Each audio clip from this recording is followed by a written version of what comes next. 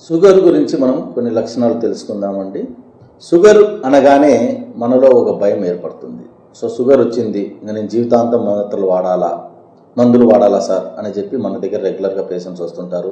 అది పూర్తిగా నయం అయిపోదా, పూర్తిగా తగ్గిపోదా అనే క్వశ్చన్తో వస్తూ ఉంటారు. సో మనకి ఇక్కడ ముఖ్యంగా షుగర్ అనేది రెండు రకాలండి.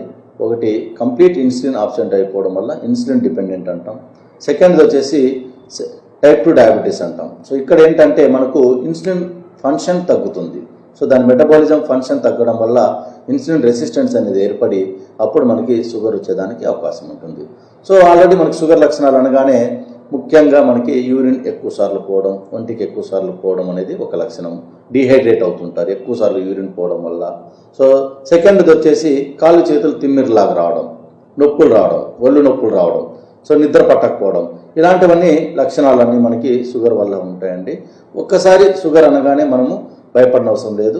మనము పరీక్ష చేసుకొని ఒకవేళ ఫాస్టింగ్ షుగర్ 126 కన్నా ఎక్కువ ఉంటే, లేదా తిన్న తర్వాత షుగర్ మనకి 180 కన్నా లేదా 200 కన్నా ఎక్కువ ఉంటే, సో అప్పుడు మనము కొద్దిగా వెంటనే చూపించుకోవాల్సిన అవసరం ఉంది.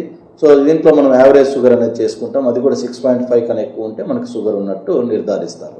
ఒక్కసారి షుగర్ వచ్చిన తర్వాత మనకి ఏదో భయం, సో షుగర్ వచ్చేసింది ఏం చేయాలి, మాత్రలు వాడాలా అనేది. రెండో రకం ఏంటంటే నేను షుగర్ ఇప్పుడు ఒక్కసారి మాత్రలు మొదలు పెడితే ఇంక జీవితాంతం నేను మాత్రలు వేయాలి కదా, అందుకోసమని నేను మాత్రలు వేయను, కొద్ది రోజులు వెయిట్ చేస్తాను అని.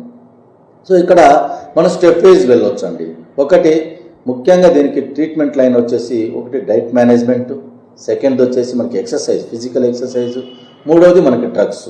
సో ఎవరికైతే షుగర్ బార్డర్ లైన్లో ఉందో, సో ఫర్ సపోజ్ 6.1 నుంచి 6.5 వరకు ఉన్నవాళ్ళు, HbA1c ఉన్నవాళ్ళు, లేదా షుగర్ అరౌండ్ 140 నుంచి 200 మధ్యలో ఉన్నవాళ్ళు, వీళ్ళు జస్ట్ ఫిజికల్ ఎక్సర్సైజ్ సరిపోతుంది. వాళ్ళకు ఫిజికల్ ఎక్సర్సైజ్ చేసి డైట్ మేనేజ్మెంట్ చేయగలిగితే వాళ్ళు చాలా వరకు వాళ్ళు షుగర్ని నివారించవచ్చు.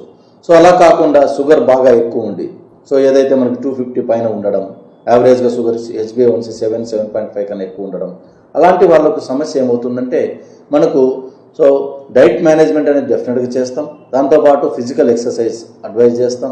సో అట్లీస్ట్ రోజుకు 30 మినిట్స్ అయినా వాక్ చేయగలగాలి. సో ఆ ఫిజికల్ ఎక్సర్సైజ్ అనేది ఇంపార్టెంట్. ఈ రెండింటి వల్ల మనకి మ్యాక్సిమం కంట్రోల్కి వస్తుంది. దాన్ని మించి పోయినప్పుడు మనం డ్రగ్స్ అనేది మొదలు పెడతాం. సో డ్రగ్స్ ఎందుకు వాడాలి అనేది మనకు ముఖ్యమైన ఇక్కడ క్వశ్చన్.